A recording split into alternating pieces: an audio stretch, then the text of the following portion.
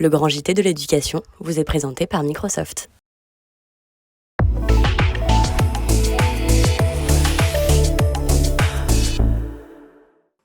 Bonsoir à tous, merci d'être avec nous dans ce grand JT de l'éducation. Voici le sommaire.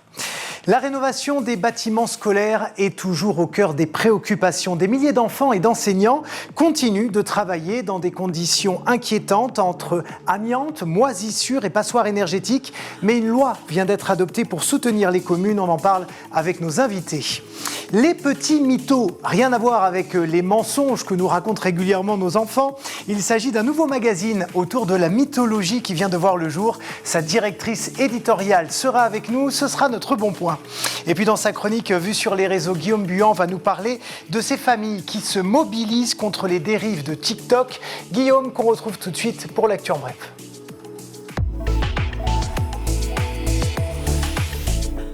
Bonsoir Guillaume. Bonsoir Loïc, bonsoir à tous. Allez, pour commencer, au lendemain de la démission du directeur du lycée Maurice Ravel à Paris pour raison de sécurité, l'État porte plainte. Contre la jeune femme qu'il avait accusée de violence après que le directeur lui ait demandé d'enlever son voile à l'entrée de l'établissement. Une plainte pour dénonciation calomnieuse, fait savoir donc Gabriel Attal, qui était l'invité il y a peu du 20h de TF1. D'ailleurs, contactée par RTL, l'ancienne étudiante confirme avoir quitté le lycée fin février quand l'affaire a éclaté. Elle avoue d'ailleurs s'être désintéressée de son BTS avant l'altercation avec son proviseur et que cela n'a fait qu'en précipiter son départ. C'était mieux qu'il parte, il ne se sentait pas en sécurité. Moi, je suis passée à autre chose, a-t-elle déclaré. D'ailleurs, écoutez la réaction ce matin de Mickaëlle Paty, c'est la sœur de Samuel Paty, elle était l'invitée exceptionnelle de RMC. C'est une attitude, en fin de compte, où elle n'a toujours pas, et je ne suis pas sûre qu'un jour elle y arrive non plus, pris conscience de la gravité de ces actes. À l'heure actuelle, cette vidéo est déversée plusieurs fois par jour sur les réseaux sociaux. Systématiquement, en tout cas, au moins de façon majoritaire, le signalement est fait à Pharos. Elle est supprimée. Le problème, c'est que des activistes récupèrent systématiquement la vidéo et la redéversent. Il faudrait surtout, les réseaux sociaux, il faut agir bien évidemment dessus. Mais il faut surtout agir à la source. Alors, l'ancienne élève maintient sa version de l'histoire. Elle condamne les menaces de mort à l'encontre du proviseur. Elle se dit désolée pour le directeur et regrette également l'ampleur qu'a pris cette affaire. Aujourd'hui, elle travaille avec sa mère en tant qu'animatrice dans une maternelle. Elle cherche toutefois une alternance. Alors, on va rester justement avec cette interview exclusive de Mickaëlle Paty sur RMC, une prise de parole très très attendue. Oui, 3 ans et demi après la mort, la décapitation de son frère à Conflans-Sainte-Honorine, lui professeur attaqué par un terroriste islamiste. Mickaëlle Paty déplore justement le manque d'avancée.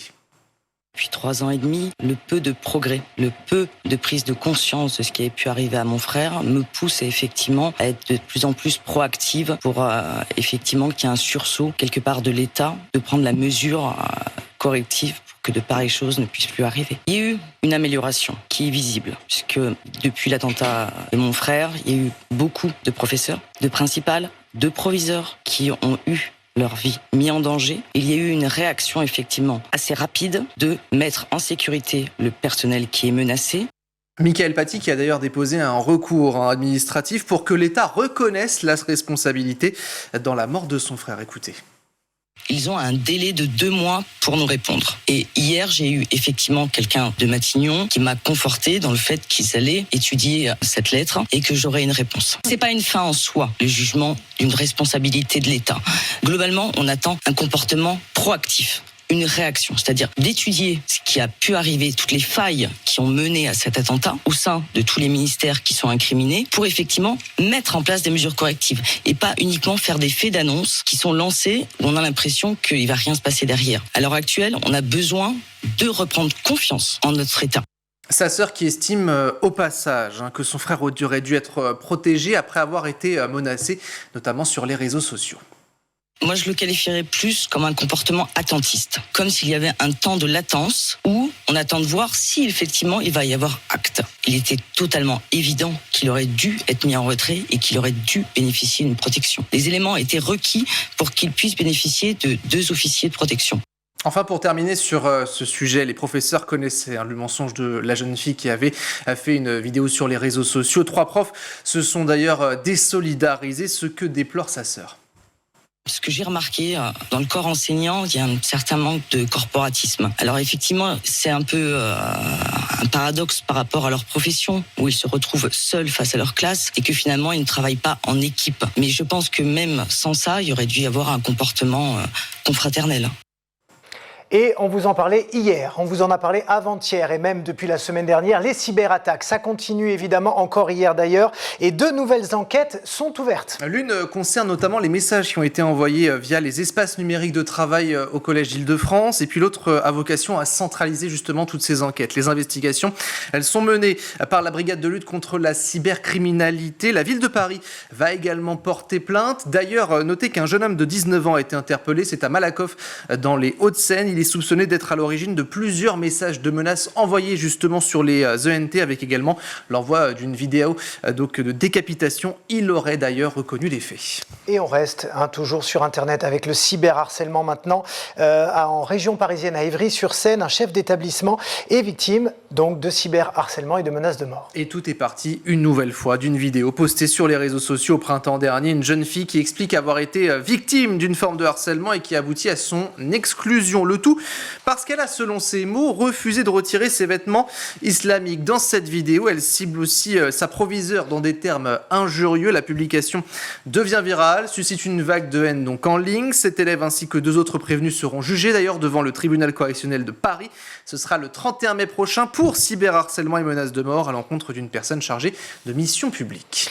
Une question intéressante maintenant. Quelle formation pour les futurs enseignants? Et un document du gouvernement a fuité et vous allez tout nous raconter. Effectivement, l'exécutif travaille actuellement sur une réforme du cursus pour devenir professeur dans les écoles, collèges et lycées, notamment pour répondre à la crise d'attractivité de ce métier. Le concours pour devenir professeur passera selon ce texte de Bac+5 à Bac+3. Et si l'étudiant passe le concours et qu'il réussit, il deviendra fonctionnaire stagiaire. Il continue sa formation ensuite pendant 2 ans. Il est payé a priori 1 400 € la première année, 1 800 € la deuxième. Autre changement, il faudra valider son diplôme au bout des 2 années pour devenir titulaire. Les instituts qui forment actuellement aussi les professeurs vont changer de nom pour École normale supérieure du professorat. Et il y a du changement également pour les professeurs des écoles. Effectivement, le ministère de l'Éducation veut créer une nouvelle licence pluridisciplinaire pour préparer le concours. 3 axes avec des cours dans toutes les matières, le français, les maths ou encore les sciences et l'histoire-géographie.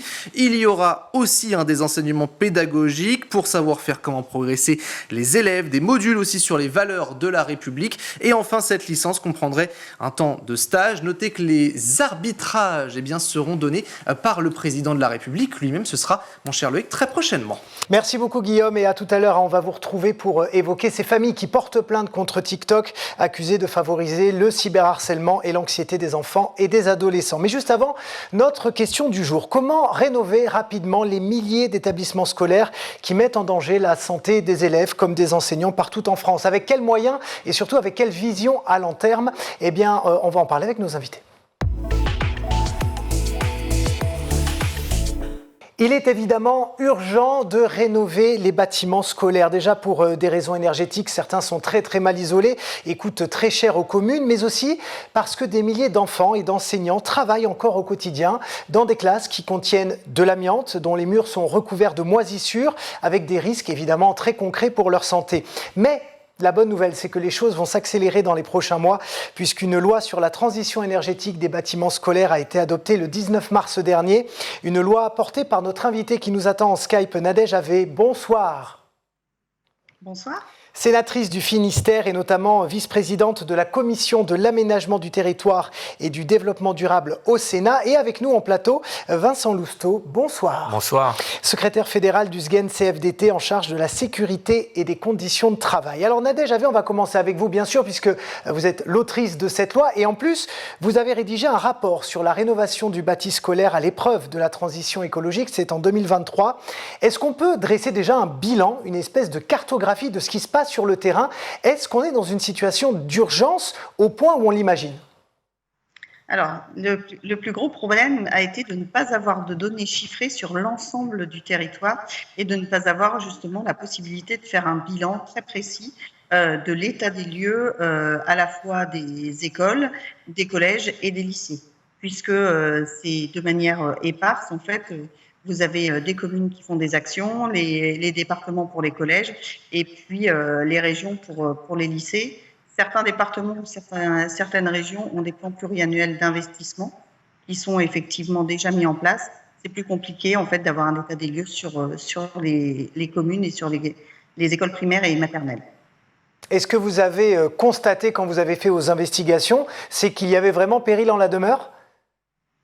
Il y a des situations complètement différentes et effectivement, il y a un énorme besoin de rénovation, à la fois pour le confort des élèves, c'est 12 millions d'élèves qui sont accueillis chaque année, mais pour le confort également des enseignants, puisqu'il y a une sécurité à également leur offrir. Et puis, il y a le troisième volet qui a été soulevé suite à l'augmentation de l'énergie, qui est comment on fait des économies en fait sur les consommations énergétiques. Vincent Lousteau, est-ce que vous estimez, vous, que la sécurité et la santé des élèves comme des enseignants est assurée aujourd'hui ?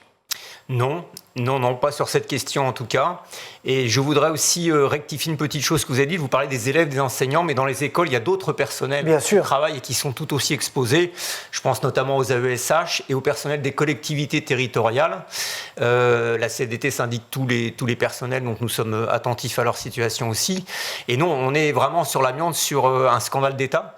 Et puisqu'il n'y a pas de dossier mieux documenté aujourd'hui que sur les dangers de l'amiante et sur... Et ça fait longtemps qu'on le sait en plus. Et ça fait longtemps, puisque interdit en 1997, le premier guide qui a été fait, et une certaine colère, je ne vous cache pas, parce que vous savez, j'ai siégé à l'Observatoire national de la sécurité des établissements scolaires pour le SGEN CFDT pendant des années avec Jean-Marie Schleret.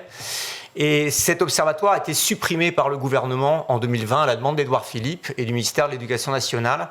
Et l'Observatoire national de sécurité, qui était placé auprès du ministère de l'Éducation nationale, menait des enquêtes sur l'amiante. Et c'est d'ailleurs la seule structure qui, en 2015, a lancé une enquête massive auprès des directeurs d'école et des collectivités locales, des mairies en l'occurrence, parce que le premier degré, les écoles communales sont particulièrement concernées.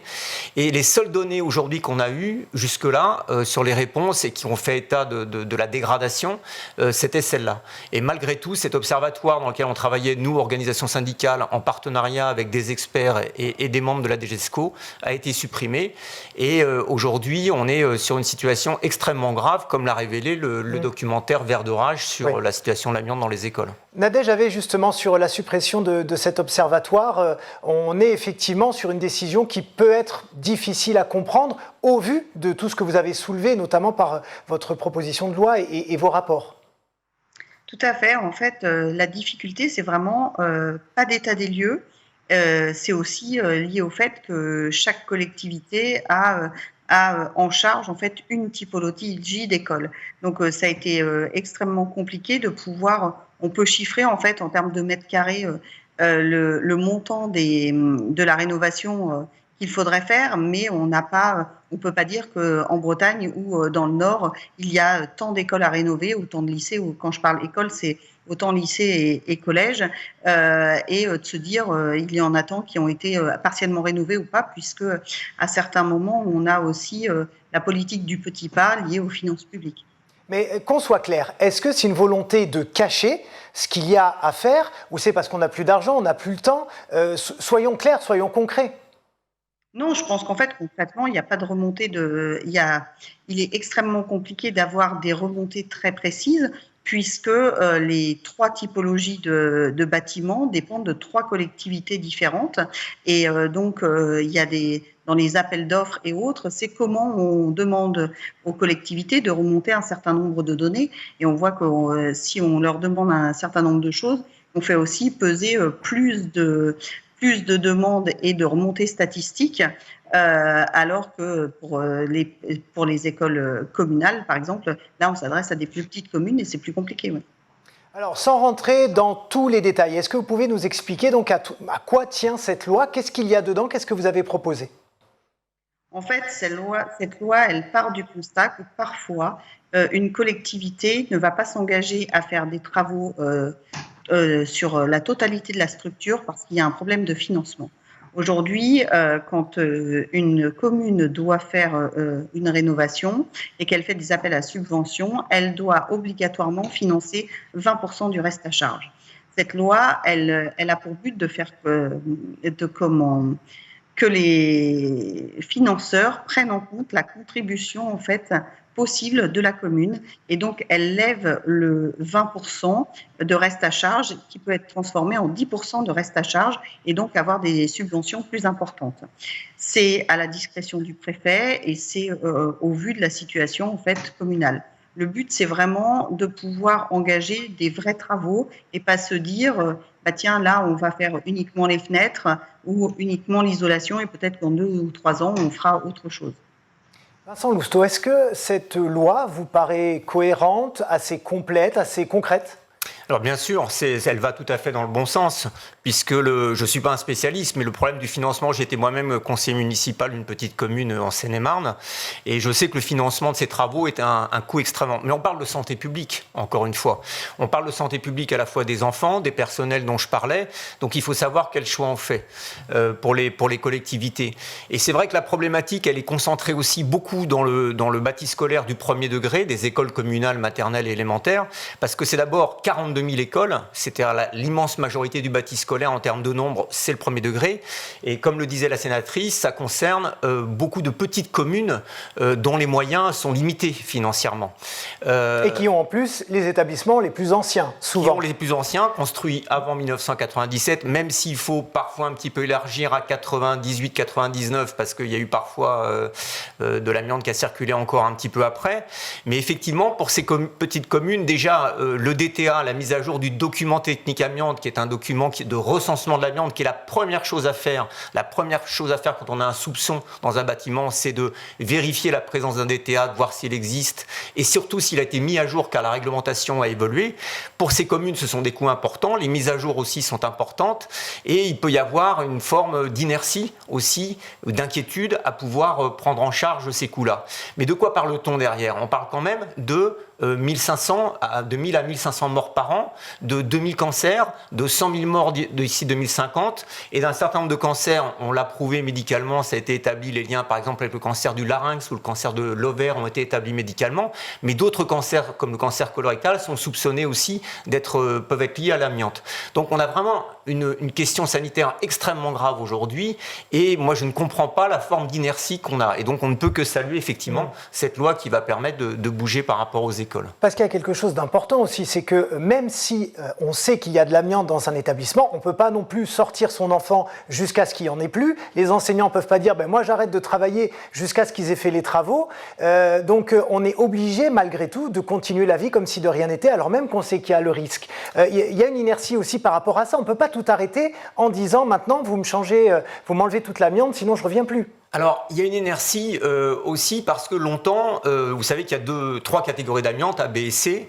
La plus réputée, la plus dangereuse, c'était le flocage, le calorifurage, puisque les fibres se diffusaient très, très largement dans l'air. Et il y avait un deuxième type d'amiante qui était considéré comme beaucoup moins dangereux parce qu'en inertie, dans les appuis, dans les toitures, dans les appuis, dans le béton, etc. Donc dans le bâti.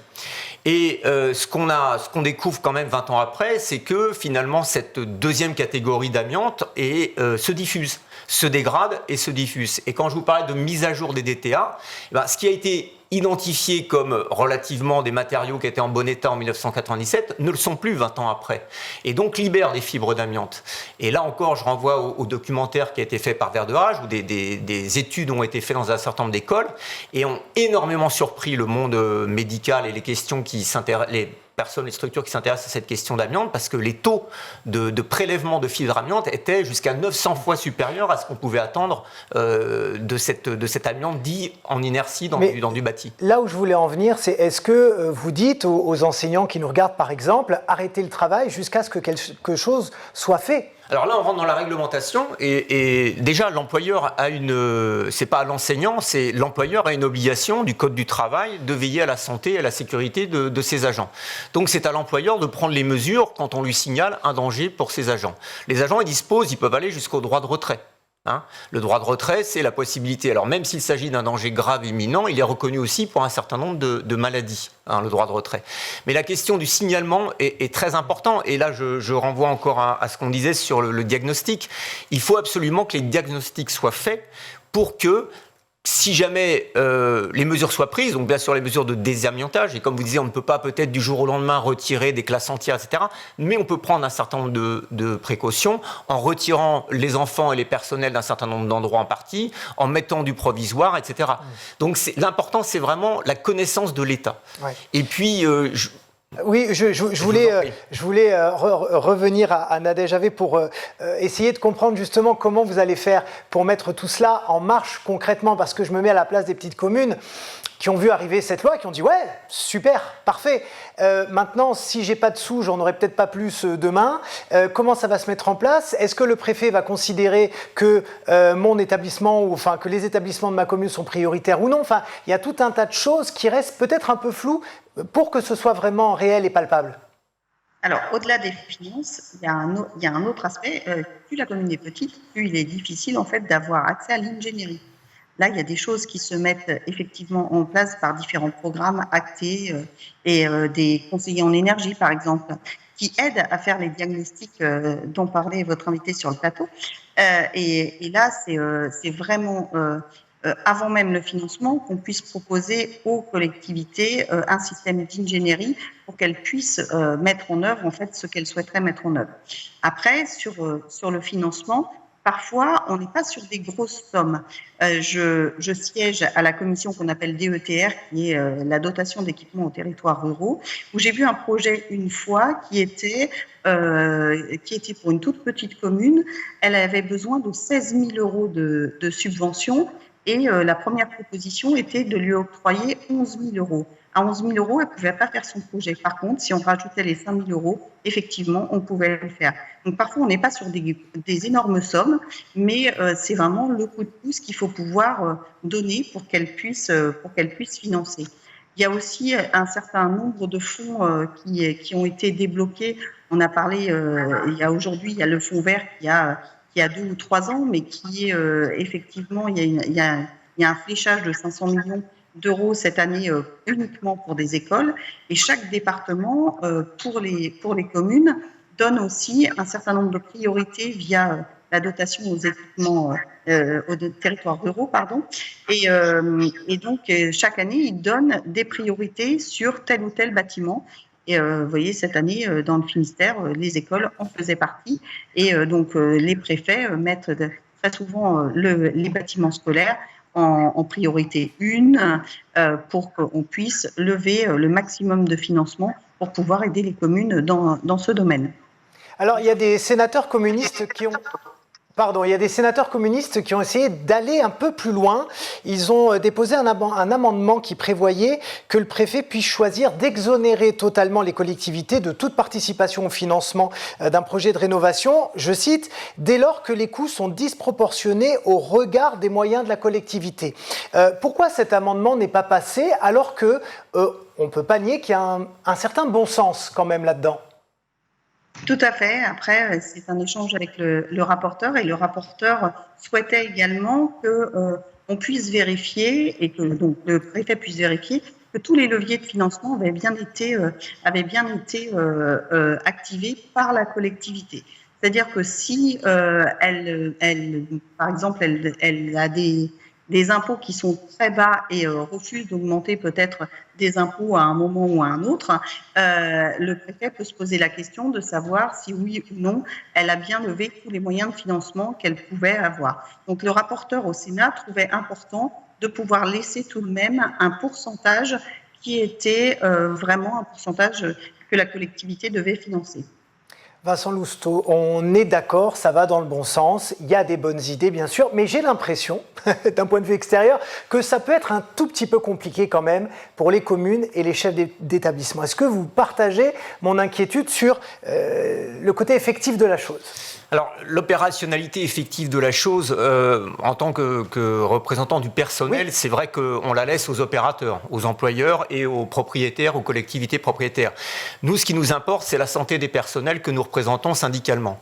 Et là, on a un vrai problème, puisque quand vous prenez les différents guides ministériels, par exemple, pour les agents, sur l'amiante, on renvoie l'agent sur le papier à, par exemple, sa médecine de prévention. Il faut savoir que dans l'éducation nationale, on n'a plus de médecine de prévention. Moi, j'ai 35 ans ans de carrière. Il y a une obligation de réglementaire, je devrais être convoqué tous les 5 ans devant un médecin de prévention, médecin du travail. En 35 ans, je n'ai jamais été convoqué. Pourquoi ? Parce que nous n'avons pas de médecin de prévention, ou très peu. Donc, l'obligation de l'employeur de surveillance médicale des agents n'est pas assurée. Donc, on confie, en fait, sur le papier, la surveillance médicale et la réglementation et les conseils aux agents sur leur santé à quelqu'un qui n'existe pas et qui n'est pas opérationnel sur le terrain. De la même manière, on dit à des enseignants, à des personnels qui sont dans ces écoles, si vous avez de l'amiante, saisissez votre assistant de prévention. L'assistant de prévention, c'est l'agent qui est de l'État, qui est chargé des questions de santé et sécurité au travail. Ben, je vais vous dire très concrètement, moi je suis dans une circonscription, je suis directeur d'école maternelle, il y a 64 écoles, il y a un assistant de prévention qui est un conseiller pédagogique EPS qui est débordé de travail et à qui l'État lui a demandé de ne pas dépasser 20% de son temps de travail, de ne pas attribuer plus de 20% de son temps de travail à la mission d'assistant de prévention. Donc c'est quelqu'un qu'on ne voit pas, qui n'a pas le temps de faire ses missions. Ce que vous voulez dire, c'est qu'avoir une loi pour refaire et dans cette transition énergétique le bâtiment, d'accord, mais ça s'accompagne aussi par toute une politique de prévention sur le terrain. Ça ne peut pas être que rénover des bâtiments. Ce que je veux dire, c'est que pour les personnels sur le terrain qui sont exposés et qui risquent de développer des maladies professionnelles et d'être atteints dans leur santé au travail, et les élèves aussi, les enfants aussi, ne l'oublions pas, les opérateurs de terrain, nous n'en avons pas. Ils existent sur le papier, ils ne sont pas mis en œuvre sur le terrain. Pas de médecine de prévention, des assistants de prévention qui n'ont pas les moyens de leur mission, qui ne sont pas assez nombreux, des chefs de service et des directeurs d'école, je peux en témoigner, qui ne sont pas formés. Il ne faut pas oublier que, par exemple, que quand je vais partir à la retraite, on va me proposer un auto-questionnaire sur l'amiante pour savoir si j'étais exposé à l'amiante. Vous savez ce qu'il faut que je fasse ? Il faut que je contacte toutes les écoles où j'ai travaillé, tous mes collègues directeurs d'école, pour leur demander le TTA et leur demander de m'envoyer s'il y a eu de l'amiante dans les écoles où j'ai travaillé. Comment voulez-vous concrètement qu'on puisse faire des choses comme ça ? Ce n'est pas possible. Le bilan santé et sécurité au travail du ministère de l'Éducation nationale 2022 détecte 2 cas de reconnaissance de maladies professionnelles liées à l'amiante pour 1 100 000 agents. Vous prenez les chiffres des autres enquêtes qui parlent de plusieurs centaines, voire de plusieurs milliers de cas. On voit bien qu'on a un énorme problème d'opérationnalité sur le terrain auprès des agents qui sont exposés dans les établissements. Nadège, on est d'accord sur ce plateau pour dire que votre loi est tout à fait bien et qu'elle va dans le bon sens. Est-ce qu'on aurait pu imaginer qu'elle englobe la partie justement dont parle M. Lousteau sur le côté présence de personnel médical et vous voyez que ce soit peut-être un peu plus global ? Alors nous, on est allé vraiment que sur le bâtiment scolaire et sur le lien entre les collectivités, la communauté éducative et comment fait-on en fait pour rénover les écoles, collèges et lycées aujourd'hui pour répondre à l'urgence climatique. C'était la commande de départ. On n'est pas du tout rentré sur le côté éducation nationale et prévention où on aurait pu, oui, imaginer, mais il aurait fallu un travail beaucoup plus long dans ce cas pour pouvoir travailler sur les divers problèmes. Il y a une mission d'information également qui a été faite à l'Assemblée nationale et qui a été beaucoup plus large également, me semble-t-il. J'ai pas en tête tout le rapport, mais qui a été beaucoup plus large avec notamment tout ce qui est les contenus pédagogiques et ce type de choses. Chose que nous, on n'a pas du tout abordée. Alors maintenant que cette loi a été adoptée à l'Assemblée nationale, c'était donc la semaine dernière, le 19 mars, dans quel délai on va pouvoir constater du changement sur le terrain ? Alors, il va falloir que les décrets d'application sortent, puisqu'elle est votée conforme dans les 2 chambres, donc elle s'applique. Je pense qu'il sera trop tard pour cette année, puisque les 75% ou 80% des subventions vont être distribuées, les subventions d'État, j'entends, vont être distribuées dans les 2 ou 3 mois à venir. Donc, elle n'aura pas le temps de s'appliquer pour cette année, mais j'espère fortement qu'elle s'appliquera pour 2025. Vincent Lousteau, peut-être un dernier mot pour ceux qui nous regardent, pour qu'on comprenne bien l'urgence de la situation et peut-être aussi 2-3 recommandations pour que ça change demain, après-demain, c'est-à-dire rapidement en réalité. Bien, la première recommandation, c'est de vérifier si votre école, votre établissement a été construit avant ou après 1997. S'il a été construit avant 1997, c'est de demander à consulter le document technique amiante et de vérifier sa mise à jour. C'est la première chose à faire dans un bâti scolaire. Et le document technique amiante mis à jour doit recenser donc toutes les situations d'amiante dans le bâti et leur dangerosité. Et si jamais il y a des doutes, on peut demander des mesures, par exemple, d'empoussièrement. Ça peut être fait par des parents d'élèves, par des personnes personnel, par la mairie, et bien sûr en lien avec l'éducation nationale. C'est ça la difficulté de ce sujet, c'est qu'on a aussi deux entités qui interviennent. L'éducation nationale qui est responsable de la santé et sécurité au travail de ses agents dans les écoles, et les collectivités qui sont propriétaires du bâti scolaire. En fait, ce que vous dites, c'est qu'il faut aller chercher l'information, ne pas laisser les choses telles quelles et aller se renseigner. Il faut que la réglementation soit appliquée, tout simplement que les DTA soient mis à jour et que le recensement de l'amiante, enfin encore une fois, je renvoie à ce documentaire remarquable qui a été fait, parce qu'il montre bien que par exemple un DTA qui recensait de l'amiante en 1997 dans une seule classe, quand il y a une mise à jour, on en a trouvé dans d'autres classes. Donc la mise à jour et le sérieux de ce document technique amiante, de ce diagnostic, est impératif. Et puis pour les personnels, même si, comme je vous disais, il y a très peu de médecins de prévention, en cas de doute, il faut absolument prendre rendez-vous avec son médecin de prévention, même si les délais sont longs, pour se faire conseiller sur la question de l'exposition à l'amiante. Merci beaucoup Vincent Lousteau d'avoir été avec nous sur ce plateau, secrétaire fédéral du SGEN CFDT en charge de la sécurité et des conditions de travail. Et merci Nadège Havet d'avoir été avec nous également ce soir, sénatrice du Finistère et donc autrice de cette loi sur la rénovation des bâtiments scolaires. On marque une courte pause, chers amis, et on se retrouve tout de suite dans le grand JT de l'éducation. De retour dans le grand JT de l'éducation avec une recommandation lecture pour vos élèves, vos enfants, vos petits-enfants. Les Petits Mythos, c'est ça, c'est un magazine pour les héros chez Milan Presse en partenariat avec Bambou Édition, et on va en parler avec notre invitée Aurélia Guerrero qui nous attend en Skype. Bonsoir. Bonsoir. Vous êtes directrice éditoriale justement de ce magazine. Alors, vous souhaitez dépoussiérer la mythologie pour les enfants à partir de 8 ans. Et donc, Les Petits Mythos, à la base, c'est une bande dessinée. Racontez-nous.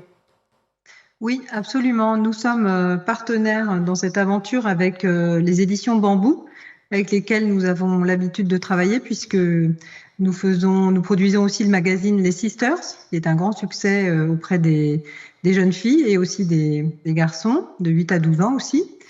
Et notre vocation donc au pôle licence héros de Milan Presse, c'est de trouver des univers audiovisuels ou littéraires dont les enfants sont fans. Nous avons trouvé les Sisters et nous avons continué la collaboration avec Bambou Édition, puisqu'il y a déjà 14 tomes de la BD publiés par Bambou, un par an. Et notre particularité, nous mettons notre savoir-faire, notre passion pour le monde de l'enfance en développant donc des objets, des projets éditoriaux de presse, en adaptant vraiment la licence, l'univers en presse à destination des enfants. C'est-à-dire, ce que je veux dire par là, c'est qu'on va vraiment...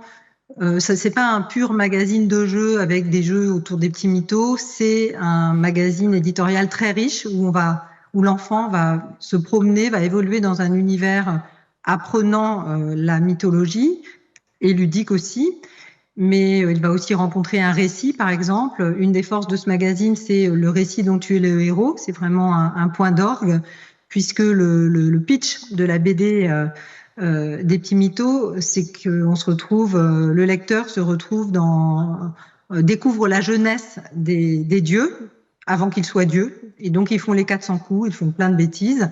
Et alors, avec ce récit, Justement, de quelle manière vous avez pensé à la fois le dessin, les histoires, mais aussi l'humour, parce que c'est vraiment quelque chose qui ressort de ces petites BD et de ce magazine. De quelle manière vous avez travaillé pour happer les enfants sur finalement des mythes qui peuvent être un peu parfois... on sait que la mythologie grecque, c'est pas tout beau, tout rose non plus.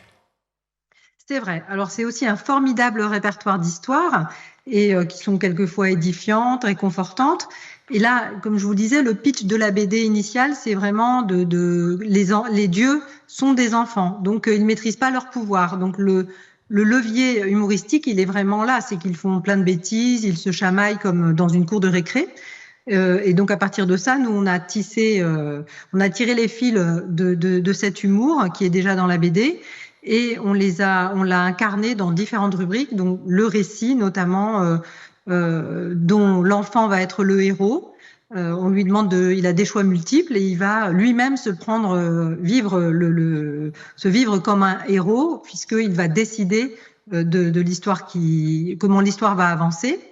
On a travaillé, c'est une bonne question, l'histoire des visuels, parce que on a travaillé avec Christophe Cazeneuve, qui est l'auteur, le scénariste de la BD, et l'illustrateur Philippe Larbier, toujours de la BD, et Bambou, qui nous a permis de piocher dans une bible dite graphique, à partir de laquelle notre graphiste a mis en scène le magazine. Et puis, on a fait quelques commandes à Philippe Larbier, notamment celle du labyrinthe, puisqu'il y a aussi des jeux dans ce magazine. Donc, on a vraiment accès à du matériel graphique. En revanche, toutes les rubriques ont été écrites en interne par l'équipe de rédaction, qui est composée d'une rédactrice en chef, d'une rédactrice en chef adjointe et d'une secrétaire de rédaction et d'un graphiste.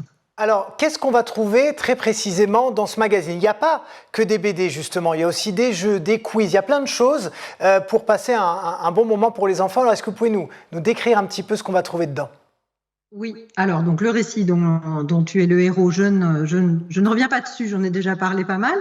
Les secrets de la BD, il y a 2 rubriques dont je voudrais parler, qui sont pour moi très fortes. Donc notre rédac chef Vanessa Dufour a interviewé Christophe Cazeneuve et Philippe Larbier, et ce tandem-là va nous délivrer des secrets sur la réalisation de la BD, sur une planche, puisque comme vous l'avez dit, la mythologie c'est assez complexe quand même, il faut avoir des références, et il y a des blagues aussi qui sont construites dans cette planche par Christophe et Philippe. Et Vanessa les a interviewés et elle arrive à mettre, grâce à eux, à donner des points d'orgue et des points d'explication sur la mythologie et comment on fait une BD, comment Philippe et Christophe ont réussi à vulgariser la mythologie. Alors, il y a aussi une question importante que j'aimerais vous poser, c'est de quelle manière, finalement, ces récits mythologiques sont structurants pour les enfants? Parce que ça dit quand même beaucoup de choses, c'est d'ailleurs fait pour ça, hein. Tous ces récits mythologiques, ça nous enseigne, ça nous apprend, ça nous dit quoi faire ou quoi ne pas faire. Finalement, en quoi les enfants peuvent se retrouver dans ces histoires-là? Eh bien, pour moi, c'est l'équivalent de grandes fictions. Alors, c'est des grands récits fondateurs en général. Là, l'humour fait qu'on prend du recul, mais effectivement, il y a des histoires qui sont terribles, il y a beaucoup de violence. Mais au-delà de ça, ce sont aussi des modèles de vie et des modèles de courage. Je pense à Ulysse notamment, avec toute son épopée. Donc là, tous les personnages des petits mythos nous font rencontrer, on a une douzaine de personnages mythologiques et chacun traverse des épreuves. Alors pas à travers de la BD parce qu'on s'adresse à la jeunesse, mais malgré tout, ils vont découvrir toutes les bases de la mythologie à travers l'humour. Donc on prend du recul, mais c'est important, vous faites bien de le souligner, parce que ça met en scène des valeurs de courage, ça permet de dépasser des peurs, on rencontre des monstres, donc c'est un petit peu comme les contes de fées, c'est très important dans la construction de l'imaginaire et dans la construction psychologique de l'enfant. Et d'ailleurs, la mythologie s'enseigne à l'école primaire jusqu'au début du secondaire pour toutes ces questions-là. Je voulais revenir, si vous le permettez, sur une des rubriques qui me... Alors rapidement. Oui.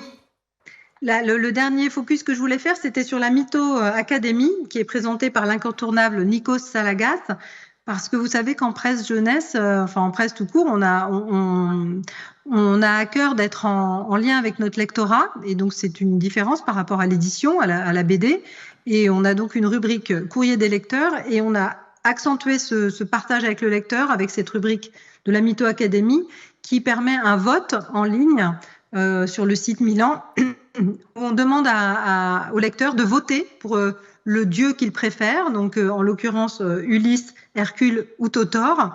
Et je trouve que cette façon d'interagir avec l'enfant, en plus du récit où il va être le héros, met l'enfant dans une posture de lecture vraiment active, et que ça va aussi lui permettre de sédimenter plein de connaissances autour de la mythologie. Alors, le premier numéro donc est daté avril-mai. Est-ce qu'on peut imaginer, si ça fonctionne, qu'il devienne un mensuel, en quelques mots?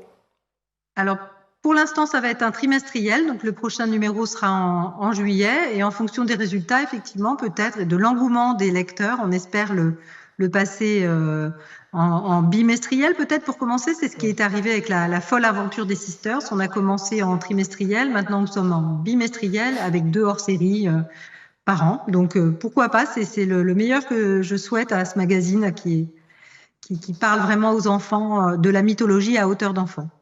Merci beaucoup Aurélia Guerrero, vous êtes donc la directrice éditoriale du magazine Les Petits Mythos qui est donc disponible dès maintenant chez tous les marchands de journaux, une façon donc de faire découvrir ou redécouvrir la mythologie aux enfants à partir de 8 ans. Merci encore d'avoir été avec nous. Merci. Tout de suite, c'est la chronique vue sur les réseaux de Guillaume Buan et on va parler de TikTok. TikTok visé par une plainte et dans le viseur d'un collectif. Expliquez-nous tout. Alors, tout a commencé en septembre 2021. Marie, 15 ans, est retrouvée morte par ses parents. L'adolescente utilisait régulièrement l'application et quelques semaines avant son passage à l'acte, elle a publié une vidéo pour tout simplement évoquer son mal-être, son ras-le-bol d'être harcelée pour son poids.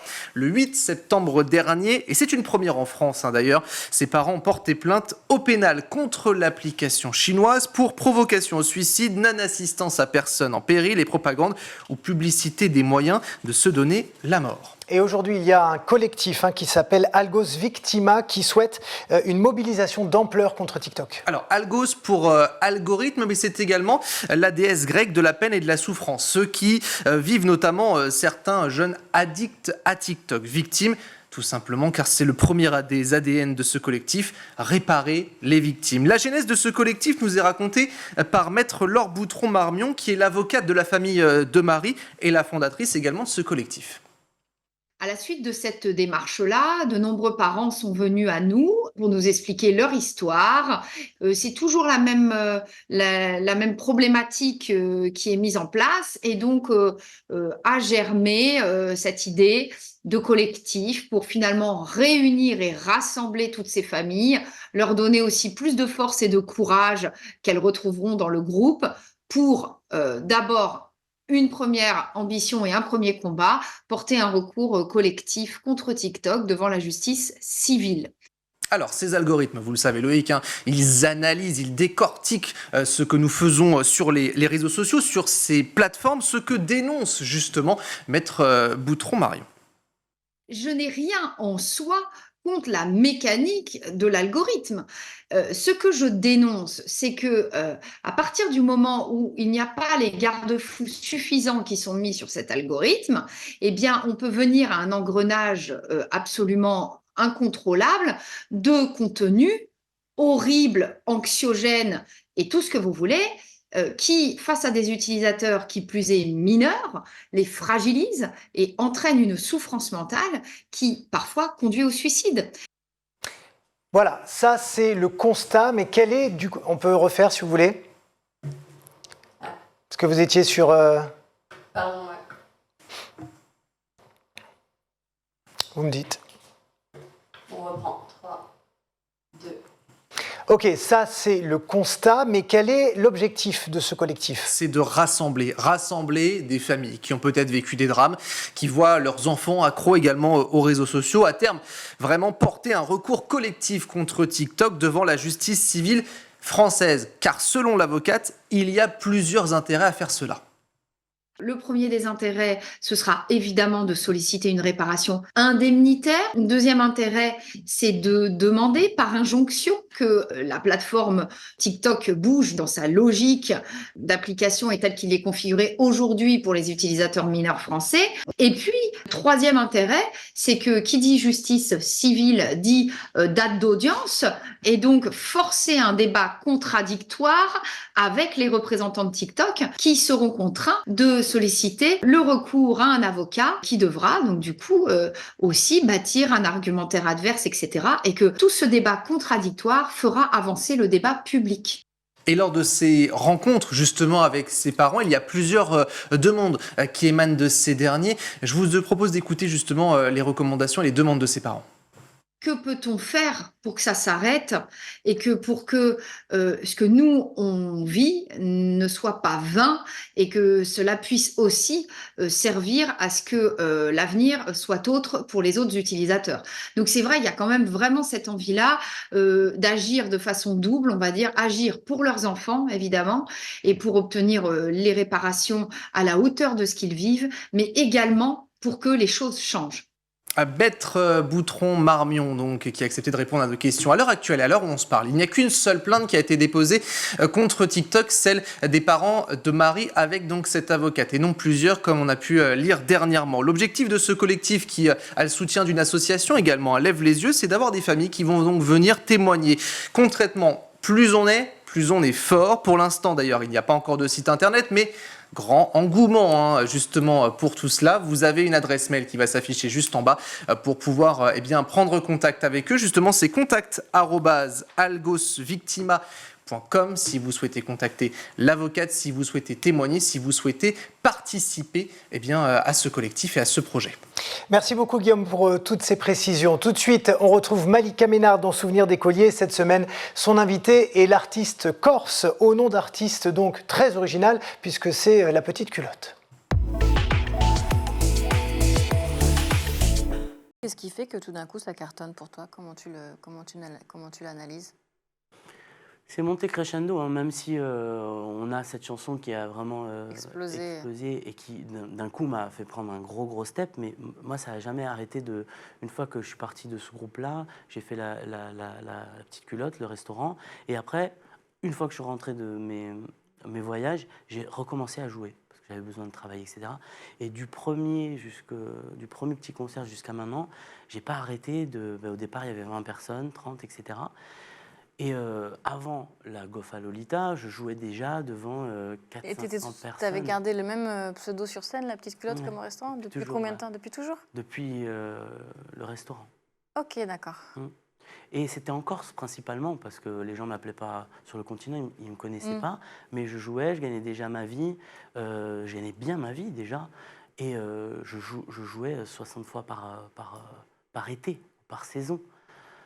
Et ça prenait, parce qu'il y avait des fois, en général, je sais, la dernière année où il y a, avant la Gofa Lolita, il y avait déjà toujours entre 300 et 500 personnes qui venaient me voir. Ce n'était pas des tickets, mais ils venaient pour faire la fête avec moi. Et la Gofa Lolita fait que ça a vraiment explosé. Là, maintenant, les concerts, c'est sur le continent. Il y a beaucoup plus de monde. Est-ce que tu t'attendais à un succès pareil? Mais jamais de la vie. Comment tu l'as vécu? Je l'ai vécu, finalement... avec méfiance, en vrai. Pour pas, j'ai trop vu de gens dans les bars ou des pseudo-succès qui se retrouvent à côté de moi 10 ans après. Je sens qu'ils sont pris par tout un tas d'addictions, etc. Parce que finalement, peut-être à un moment donné, ils se sont dit je suis arrivé, je suis un vrai artiste, je sais comment faire. Et en fait, pas du tout. N'arrête jamais, il faut tout le temps déjà avoir les yeux ouverts, avoir les pieds sur terre et travailler. Et ça, si on est dans quelque addiction que ce soit, je ne pense pas que ce soit possible. 50 millions de vues quand même sur YouTube. C'est quand même un chiffre de malade. Comment tu le... Même ça fait pas prendre la grosse tête? Non, je pense pas. Moi, je me suis fixé plein de gens que j'ai pu rencontrer, avec qui j'ai pu parler. Et un gars... qui m'a vraiment marqué, et je le mets en haut de ma tête et je me dis, si lui, avec le succès qu'il a, je pense à Sting, hein, même si je n'ai pas parlé comme on parle ensemble, mais j'ai pu l'apercevoir et vraiment échanger quelques secondes. Quand je vois comment il est, comment il se déplace, comment il gère la chose, et je me dis, avec un succès pareil, d'être aussi ancré et aussi les pieds sur terre, etc., je me dis, si lui, il peut y arriver, si un Goldman, il peut y arriver, si un Vianney, il peut y arriver, pourquoi moi, même s'il y a 50 millions, je vais arriver et faire le beau, quoi. Et travailler avec Patrick Sébastien, c'était comment? On a ouvert... Patrick Sébastien, c'est un monsieur, de ce que j'ai vu, qui a été très... il a pris du temps pour moi, alors qu'il n'est peut-être pas obligé. Et quand je lui ai proposé, je l'ai croisé dans des plateaux radio, on était en commun. Et j'ai demandé à pouvoir lui parler et il a très vite accepté. On s'est rencontrés et quand je l'ai appelé pour lui proposer le projet, il m'a parlé pendant 1 heure en m'expliquant toute son expérience, là où il fallait que je fasse attention, ses histoires, parce qu'il raconte énormément d'histoires. Et on a réfléchi ensemble à une chanson et quand on l'a vu arriver au studio, tout le monde était là. Parce que Patrick Sébastien, c'est un monsieur. Il nous a raconté en 2 heures de temps tellement d'histoires. Parle beaucoup alors. Ah ouais, ouais, beaucoup d'histoires, beaucoup d'énergie. Et puis il est là, il est à côté de moi. Il vient pour chanter sur l'album d'un jeune qui vient d'apparaître. Il prend son temps. C'est magnifique. Tu réfléchis déjà à un 3e album? Ah, on est en train. Tu es en train de l'écrire? Ouais. Tu continues d'écrire tout toi? Pas tout moi, parce que j'ai même sur le premier album, il y a pas mal de chansons qui sont avec à 2 ou même à 3 auteurs, et j'ai vraiment pris goût à ça. Et souvent, là, en général, je commence mes chansons, je les commence et je me dis, mais en fait, là, par exemple, là, en ce moment, on est en train d'en travailler une avec Felipe, qui écrit beaucoup pour Christophe Maé, qui a fait des tubes pour Kenji, etc. En fait, rien que ça, moi, ça me rend heureux. Parce que je me dis, ce gars-là, il a écrit cette chanson, il a écrit ça, et je me dis, je suis content d'être avec lui. Et en plus, là, pour le coup, lui, c'est quelqu'un qui écrit, il fait que ça. Donc, il a une approche que moi, j'aurais pas, parce que moi, je joue, donc je me mets en condition. Et c'est beau de voir, comme si presque je m'inspirais, presque je vais lui voler sa façon de faire, sa façon de penser. Et c'est magnifique. Et moi, dès qu'on me propose une co-écriture, j'y vais, parce que des fois, la chanson n'aboutit pas, mais je rencontre quelqu'un, et même sa manière de penser... T'arrives pas à les finir, en fait. Il y en a un, il finit pas, non. Il y a tellement de chansons qui n'est pas fini. Là, rien que là, il y en a, je crois que j'en ai 10 ou 15 entamés, et il y en a 4 sur lesquels on travaille vraiment, quoi. C'est la fin de ce numéro. On se retrouve demain, toujours en compagnie de Vincent Colonna, alias Petite Culotte, pour la suite de Souvenirs d'écolier. À demain. Vi ringrazio, Malika, et à presto. Voilà, c'est un petit clin d'œil à nos amis corses. Tout de suite, c'est le meilleur de School TV avec le Zap. Je voudrais qu'on comprenne bien justement comment ça fonctionne. Parce que quand je suis allée voir sur Amigo, en fait, la version anglaise, en tout cas, c'est une sorte d'agent conversationnel, une sorte d'avatar qui apparaît sous les traits de Bruno Delavigne, qui est chef d'entreprise à San Francisco. Bruno va arriver à créer des liens avec l'apprenant en se basant effectivement sur son profil, en lui posant des questions sur sa vie, en s'intéressant à ses motivations pour apprendre l'anglais. C'est vrai que c'est assez bluffant. Et au fil des conversations, il va évaluer le niveau de langue, en tout cas c'est l'impression que j'en ai eue, de l'apprenant et s'y adapter, c'est ça? Exactement. En lui posant des questions et en le faisant progresser. Donc avec Amigo, on a incarné les personnages auxquels on avait donné vie dans nos histoires depuis 20 ans. Et Bruno, dont on racontait les histoires depuis 20 ans, maintenant on peut discuter avec lui. Et quand on discute avec lui, eh ben lui il a conscience de toutes les histoires qui lui sont arrivées. Et derrière, effectivement, on va analyser tout ce qu'on appelle, dans mon jargon informaticien, les traces, toutes les traces que l'utilisateur va laisser derrière lui. On va les analyser et avec ces traces, on va construire un modèle de l'apprenant qui nous permet de savoir les points sur lesquels l'apprenant est en difficulté, les points sur lesquels l'apprenant maîtrise les éléments, et ce n'est pas la peine d'aller lui faire perdre du temps dessus, parce que vu qu'on est a priori sur des durées qui sont courtes d'apprentissage, mais régulières, si on lui donne des choses qu'il connaît déjà, il va avoir l'impression de perdre son temps. Et on a aussi quelque chose qui est assez intéressant dans nos méthodes, c'est la modélisation du temps, dans le sens où lorsque l'utilisateur apprend quelque chose, si on ne fait rien de particulier, dans 6 mois ou dans 1 an, il l'aura oublié. Et finalement, ça n'aura eu aucun impact. Alors que si on fait des révisions, à des moments bien précis, on va être capable d'ancrer la connaissance dans le temps. Et donc là, si je vous fais un cours sur telle règle de grammaire, on peut la réviser 50 fois. Là, pendant 10 minutes de suite, 50 fois, ça n'aura aucun impact sur le long terme. En revanche, ce même cours, on en parle aujourd'hui, on en parle dans 3 semaines, on en parle dans 1 mois et demi, on en parle dans 6 mois, on a fait 4 révisions, et dans 1 an, il y a des restes qui sont sérieux. Pour décrire ce que vous êtes, vous dites que vous êtes un média paradoxal, car il permet d'échapper au vide et au silence sans passer par la frénésie usuelle de l'information.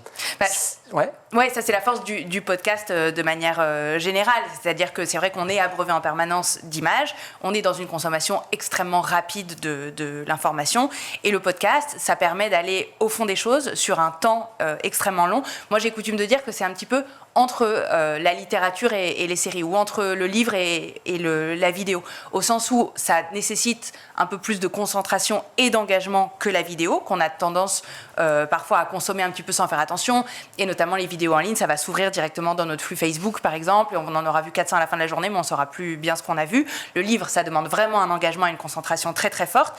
Le podcast, je trouve que c'est un petit peu un entre les deux. Ce qui frappe pourtant dans vos podcasts, parce que vous parlez du silence, c'est que vous, justement, vous laissez une place au silence. Vous allez les chercher, les silences, les non-dits. On respire, il y a des creux, il y a des niches. Oui, alors il y a les silences et les non-dits, c'est encore deux choses différentes. C'est deux choses différentes, mais c'est vrai que nous, on fait tout un travail sur la création sonore, donc ça passe et par la musique et par le silence. Et c'est vrai que c'est quelque chose qu'on peut se permettre en podcast, qui est plus compliqué à gérer en radio. Et c'est vrai que parfois, on peut laisser des silences très longs à l'intérieur. Enfin, très longs, ça va pas être 10 secondes, parce que ce serait énormissime. Non. Mais en tout cas, effectivement, on a traité effectivement un certain nombre de sujets assez lourds qui imposent aussi de laisser le temps au silence. Lorraine, vous pensez que dans un monde idéal, il faudrait mettre les meilleures méthodes éducatives de chacun des pays ensemble pour faire une sorte de bien commun ? Ce monde idéal, on essaye de le construire depuis longtemps. Il existe déjà beaucoup de concertations qui se passent au niveau européen d'abord, puisque le voyage d'Andrea va commencer en Europe.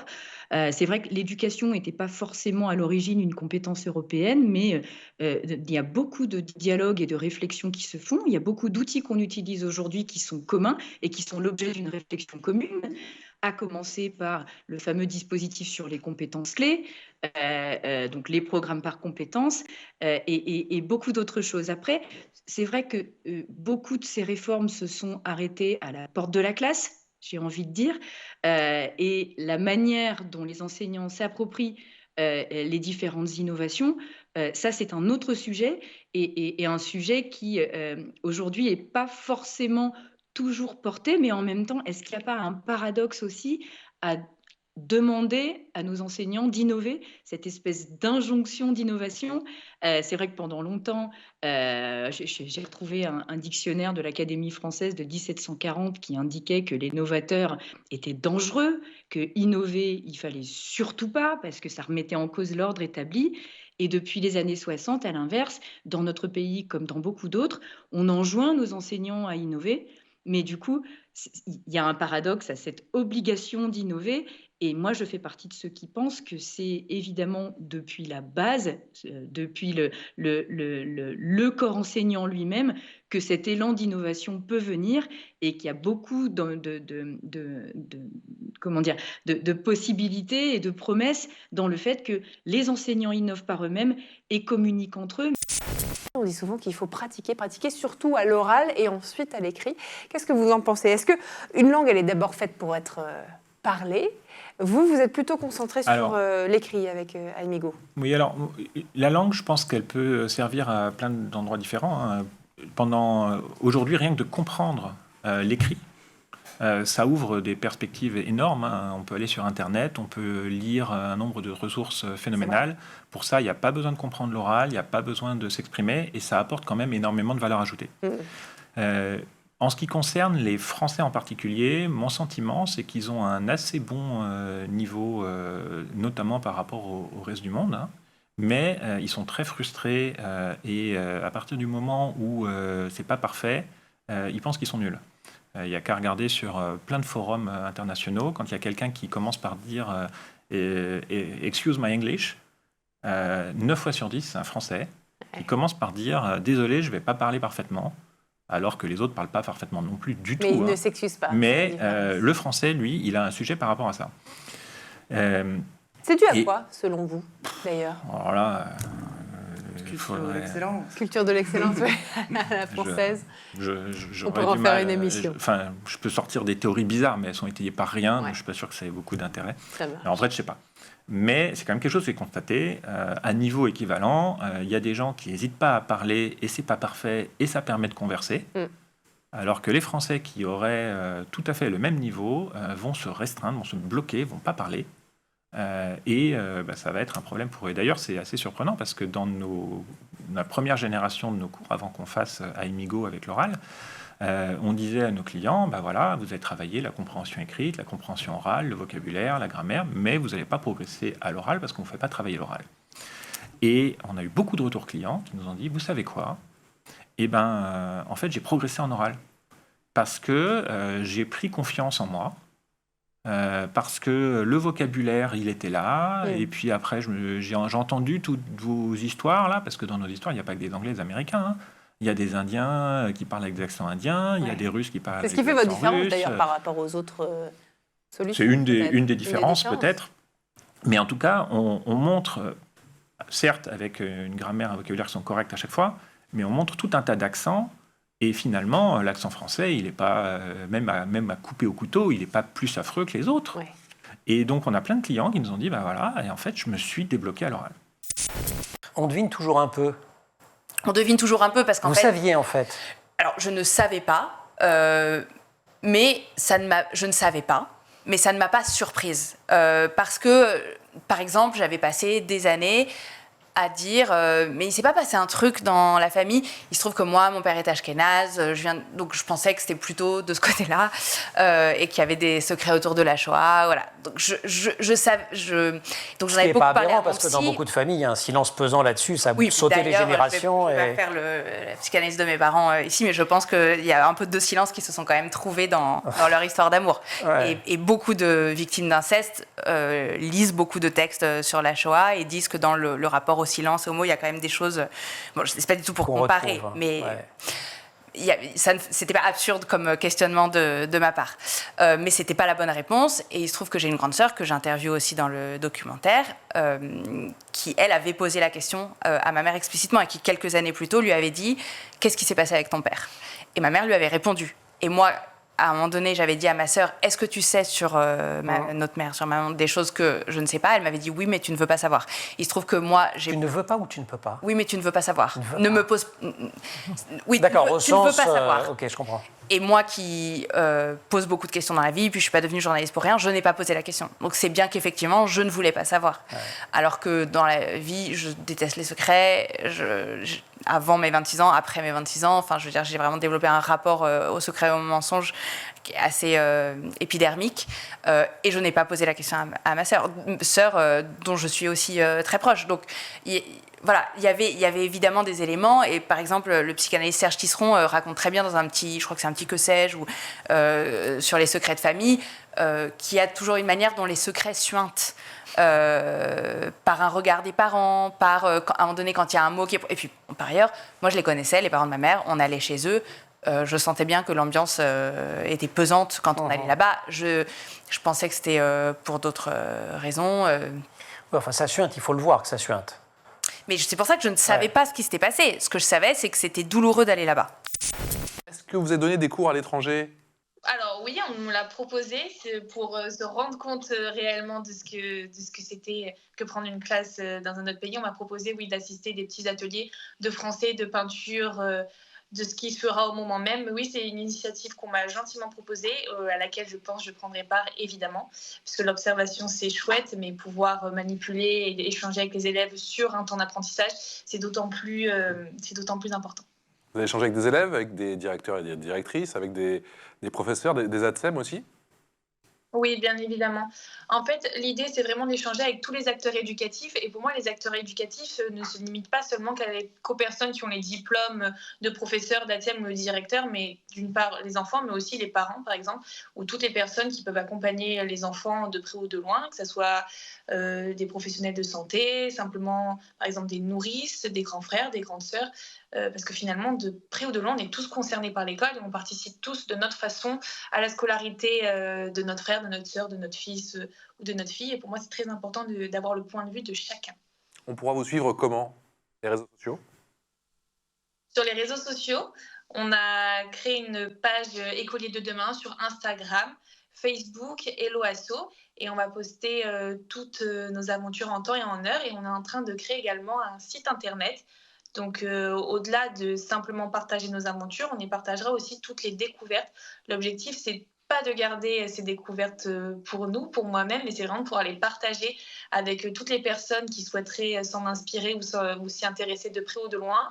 Donc, sur notre site internet qui est en cours de création, Il y aura notre rubrique voyage, tour du monde, mais aussi notre rubrique qu'on appellera boîte à outils, où on y publiera régulièrement des fiches pratiques de manière assez ludique pour que chacun puisse s'en inspirer et ou simplement par la curiosité de pouvoir les lire. Et voilà, c'est la fin de cette émission. Un grand merci d'avoir été avec nous. Une super équipe encore pour vous fabriquer cette belle émission. À la réal, c'est Mani Pézeshk. Au son, Héloïse Merlin. Le maquillage, c'est évidemment Laure Audemont, Laura Girard, Emma Ferret et Roxane Sarfati à la rédaction. Très belle soirée et on se retrouve demain, bien sûr. Bye bye.